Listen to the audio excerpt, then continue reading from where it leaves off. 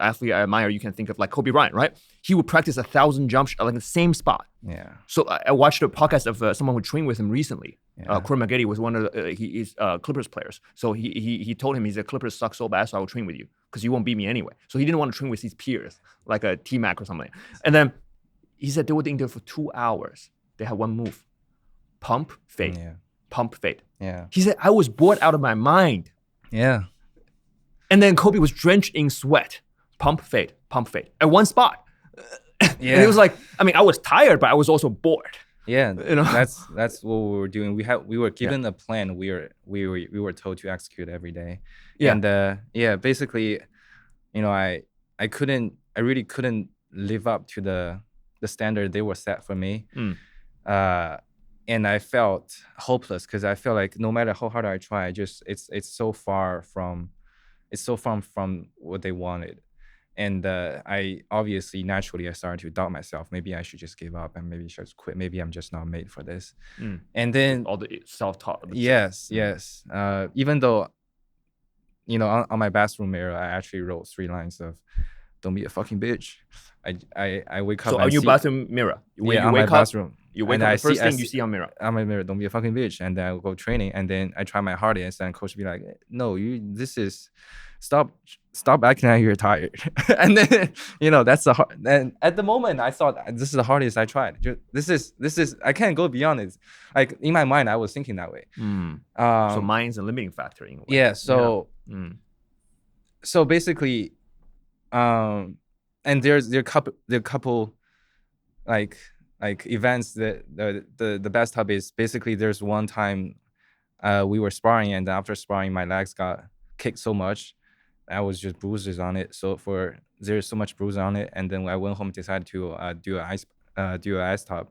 So I filled up with cold water and I sit in it for a couple of minutes and when I try to come out of it, I feel like both my legs are dead, couldn't move them at all. So I had to crawl myself out of the bathtub, and at the moment I was like, man, what I'm doing with my body. Like you text me on the spot, I remember that. Yeah, my legs are gone. I can't move them at all because they're just so you crawl out of your ice tub. Yeah.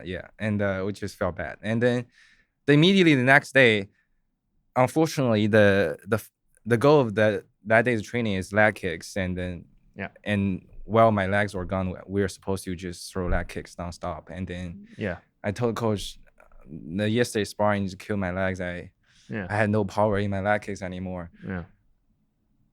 And my coach told me, you either throw the kicks 100% or just go home. And he didn't care about my legs are hurt or anything. He just told me, either you want to keep training or you go home.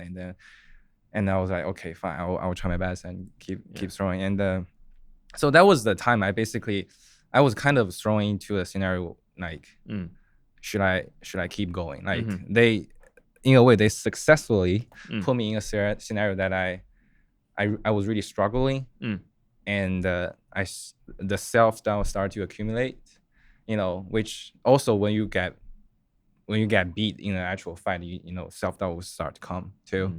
And then I started to ask myself why I want to fight, why I want to get on the stage.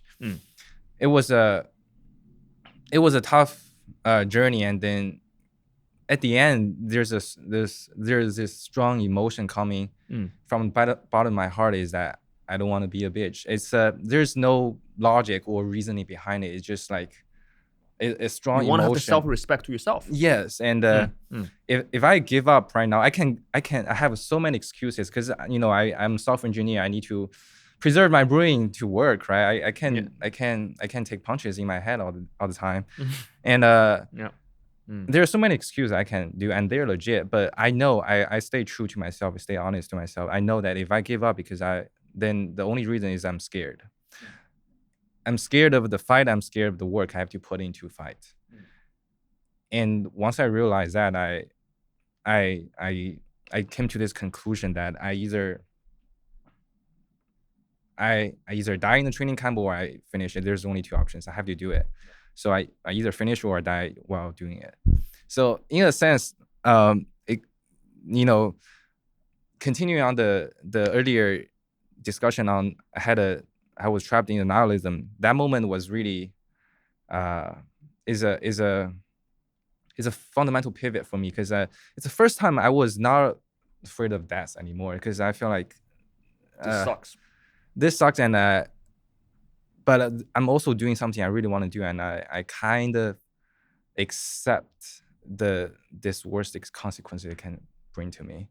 And then since that day, I, you know, once you accept the worst consequence of that, you know, it really, it does give you a lot of power. And, you know, so you would say even now you're not in those fight camp mode, it changed you permanently in a way, how you think about mortality and nihilism. Yes.